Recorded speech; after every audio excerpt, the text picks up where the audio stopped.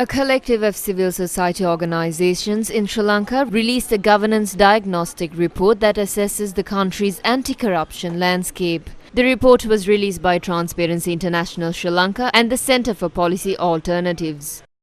May 2022, Sri Lanka defaulted on its debt for the first time in its history. And in March 2023, the IMF approved the 2.9 billion EFF for the 17th time. So we have lots of first and 17 times. The current IMF program includes governance and anti-corruption pillar for the first time in Asia. So this is also an opportunity for us to engage with this issue for the first time and be an example, a clear example not only to Asia but also across the board in IMF diagnostics. There is an unequal responsibility borne by the people who are not responsible for the crisis, whereas those who are responsible sort of remain relatively unscathed. Many other draconian laws are still either in place, like the PTA, others are in the wings, such as the proposed Anti-Terrorism Act, the Broadcast Bill, the NGO Bill, and yet others are selectively misused, like the ICCPR Act. Founder, Executive Director at the Centre for Policy Alternatives, Dr. Pakiasuthi Saranamuthu spoke at the event.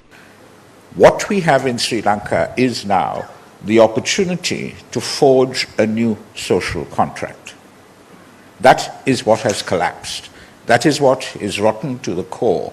And in order to do that, we need to ensure that issues of accountability and transparency, that we get rid of the corrosive cancer of impunity which has been eating away at the state institutions. We need to ensure that we have a clear notion of conflict of interest. We need to ensure that there is a difference between a state institution and a government institution. But at the core of our governance crisis is the executive president. The executive presidency consolidates so much of power with very little accountability, if any at all. Therefore, it needs to be abolished.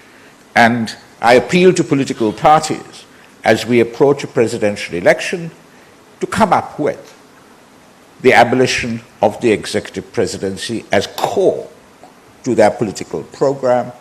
The report, which was launched in Colombo, identifies key aspects in governance that require systematic attention from both a public opinion and economic governance perspective.